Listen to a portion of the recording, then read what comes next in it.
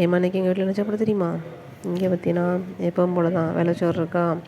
அதுக்கப்புறம் பார்த்தீங்கன்னா இன்றைக்கி நம்ம வீட்டில் வந்து சாம்பார். செவ்வாய்க்கிழமெல்லாம் நம்ம வீட்டில் ஒரு முருங்கை மரம் இருக்குது. அது இலைக்காண்டி தான் அந்த முருங்கை மரத்தை விட்ருக்கேன். ஆனால் அது எப்போவாவது ஒரு காய் காய்க்கும். அதில் ஒரு காயை போட்டு முருங்கைக்காய் போட்டு சாம்பார் வச்சுட்டேன். அதுக்கப்புறமா இன்றைக்கி வந்து பீட்ரூட் பொரிச்சேன். 2 பீட்ரூட் தான். ஏன் தெரியுமா? நேற்று ஒரு அக்கா வந்து சமைச்ச கீரை தந்தாவெல்லாம் அதே அக்கா செய்யாத கீரையும் தந்தாவ.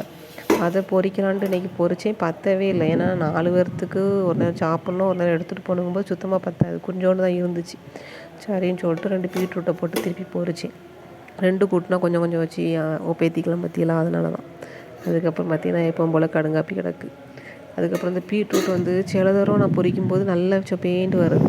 ஒவ்வொரு தூரம் இந்த கலர் ஒரு மாதிரி வித்தியாசமாக வெள்ளையேன்ட்டு வருது. அது ஏன்னு தெரில. அதில் என்ன மிஸ்டேக் பண்ணுதோ அப்படி வருதுன்னு தெரில. ஆனால் இன்றைக்கி நல்லா சொப்பேன்ட்டு வந்திருக்கு. எப்பவும் போல் தான் நான் பொரிக்கேன், எல்லாம் போடுதேன். அவ்வளோதான் நம்ம வீட்டு சாப்பாடுன்னு.